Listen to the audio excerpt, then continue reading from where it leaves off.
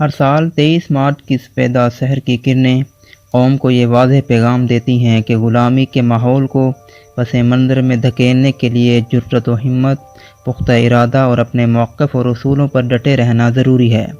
اس دن مسلمانوں کے سمندر بے قرار نے ایک آزاد مسلم وطن حاصل کرنے کا عزم مصمم کیا اور انگریز کی عداوت اور ہندو کی منافقت کے باوجود عزم و ہمت کے باعث اپنے دیرینہ خواب کو شرمندہ تعبیر کرنے میں کامیاب ہوئے۔ برصغیر میں مسلمانوں کی حکومت کے زوال کے بعد انگریزوں اور ہندوؤں نے ہمیشہ مسلمانوں کے ساتھ معاندانہ اور ناانصافی پر مبنی متعصب رویہ اپنائے رکھا۔ تمام تر ظلم و ستم کا نشانہ خصوصی طور پر برصغیر کے مسلمان بنتے رہے اور انگریزوں کی طرف سے بھی مسلمانوں پر ظلم کا ہر طریقہ آزمایا گیا، لیکن مسلمانوں نے کسی بھی موڑ پر غلامی کو قبول نہیں کیا اور مسلسل آزادی کے حصول کی جدوجہد کرتے رہے۔ مایوسی کبھی بھی ان کے قدموں کی زنجیر نہ بن سکی۔ جب انگریزوں نے برصغیر سے سب کچھ لوٹ لیا تو جاتے جاتے مسلمانوں کو ہمیشہ کے لیے ہندوؤں کی شاطر قوم کی غلامی میں رہنے کا منصوبہ بنایا۔ ہندو چونکہ پہلے سے ہی مسلمانوں کے ساتھ انتہا درجے کی دشمنی رکھتے تھے، کیونکہ ان کا کہنا تھا کہ برصغیر کے اصل مالک ہم ہیں اور برصغیر میں صرف ایک ہی قوم آباد ہے اور وہ صرف ہندو قوم ہے، لہذا مسلمانوں کو ہندوؤں کے ماتحت رہنا ہوگا۔ اس کے مقابلے میں قائد اعظم محمد علی جناح اور علامہ محمد اقبال سمیت متعدد مسلمان رہنماؤں نے دو قومی نظریہ پیش کیا، جس کے مطابق مسلمان اور ہندو کسی صورت بھی ایک قوم نہیں ہو سکتے۔ مسلمان ایک الگ قوم ہے، ان کی ہندوؤں سے ہر چیز جدا ہے، ان کی ثقافت و معاشرت، کھانا پینا اور رہنے کا طریقہ تک مختلف ہے۔ مسلمان اور ہندو سڑک کے دو کناروں کی طرح ہیں جو کبھی بھی آپس میں نہیں مل سکتے۔ ہندو چونکہ مسلمانوں کو انگریزوں کے بعد ہمیشہ کے لیے اپنا غلام بنانا چاہتے تھے، اس لیے مسلمانوں کا ہندوؤں کی ہر بات کو رد کرنا ان پر بہت ہی گراں گزرا، جس کی پاداش میں انہوں نے مسلمانوں کو تنگ کرنا شروع کر دیا۔ دوسری جانب ہر برصغیر میں ہندو اور غیر مسلم لوگ مسلمانوں کی اسلامیت سے متاثر ہو کر دھڑا دھڑ اسلام میں داخل ہو رہے تھے۔ ہندوؤں کو یہ بات برداشت نہ ہوئی، جس کی وجہ سے برصغیر کے ہندو مسلمانوں کے خلاف مزید بھڑک اٹھے اور مختلف طریقوں سے مسلمانوں کو تنگ کرنا شروع کر دیا۔ جب بھی انہیں اقتدار و قوت حاصل ہوئی تو انہوں نے مسلمانوں کو نقصان پہنچانے کا کوئی موقع ہاتھ سے جانے نہیں دیا اور مختلف ادوار میں ہندوؤں کی جانب سے مسلمانوں کے خلاف مذہبی تحریکیں چلائی گئیں۔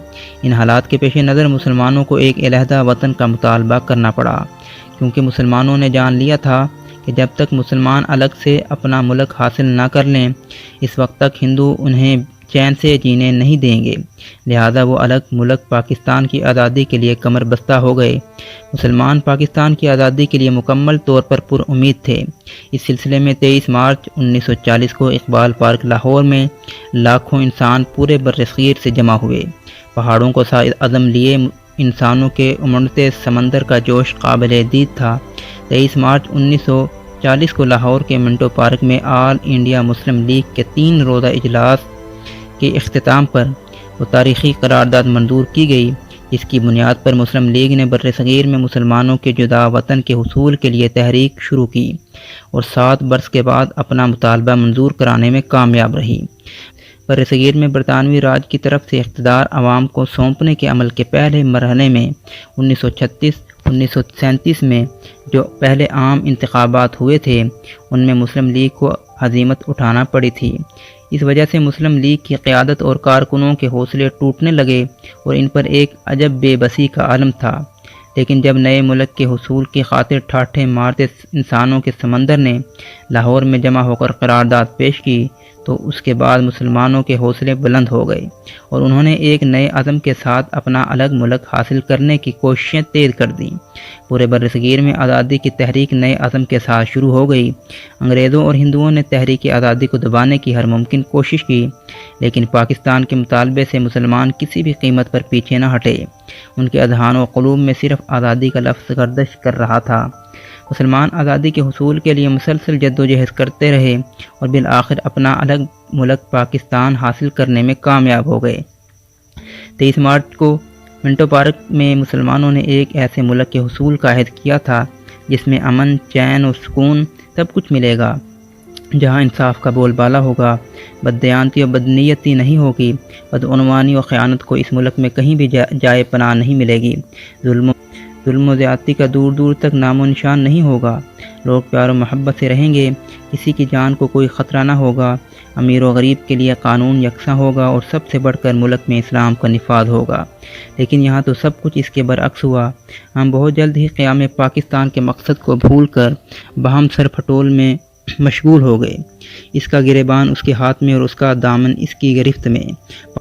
پارٹی بازی، لسانی منافرت، فرقہ وارانہ لڑائیاں، دہشت گردی، سیاستدانوں کی خرمستیاں، اوپر سے نیچے تک کرپشن، میرٹ کا قتل عام، عدالتوں کی بے وقعتی، انصاف کا خون، تعمیر کی جگہ تخریبی ذہن کی پرورش، مثبت کی جگہ منفی سوچ کا فروغ، امن و امان اور تحفظ کے بجائے خوف و دہشت اور خون ریزی و سفاکی کے جراثیم کی پرورش۔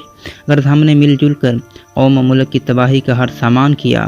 ہم نے کرپشن میں ساری قوموں کو پیچھے چھوڑ دیا، دھاندلی کے تمام ریکارڈ توڑ دیے، ہمارے امیر و غریب کے درمیان خلیج بڑھتی گئی، قانون صرف غریب کے لیے اور امیر نے خود کو ہر قسم کے قانون سے آزاد سمجھا۔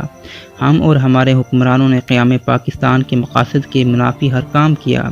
حکمرانوں نے ملک کی دولت دل کھول کر لوٹ لی اور عوام نے جہاں جس کا بس چلا قانون شکنی کی اور غیر قانونی کام کیا۔